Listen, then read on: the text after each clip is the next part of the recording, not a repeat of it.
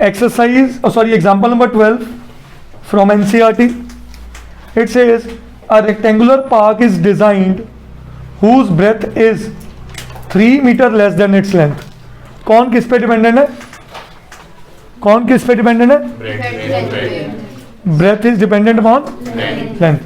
Breadth is 3 meter less than its length. ठीक है, तो मैं पहले ही बात कर लूँ, लेंथ को क्या ले लूँ? x, और ब्रेथ को क्या ले लूँ? x minus 3.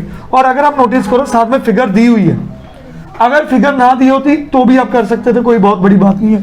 तो अगर फिगर दी है तो मैं उसके अकॉर्डिंग चलने की कोशिश कर रहा हूं. उसने इसको बोला है x और इसको बोला है x प्लस 3, चलेगा? ठीक है.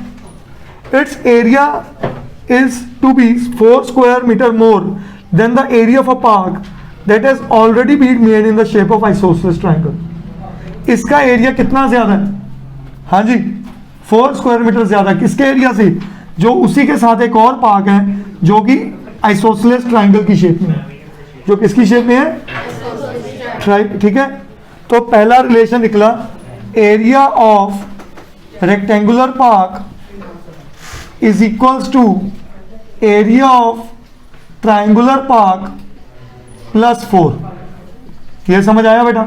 इतनी बात, आगे बढ़ते हैं. With its base as the breadth of the rectangular park. इसका बेस क्या है? Breadth of the rectangular park. मतलब ये भी क्या आ गया बेटा?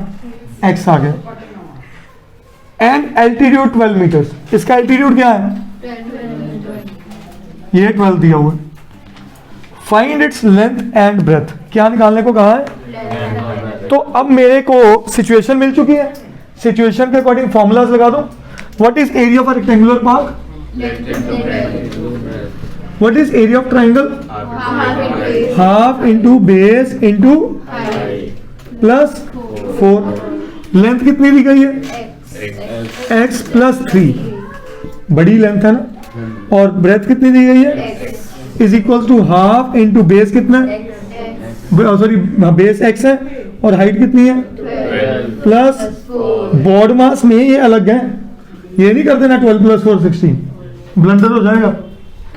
अब x into x, x into 3, 2 से 6 कटा, इधर क्या आया?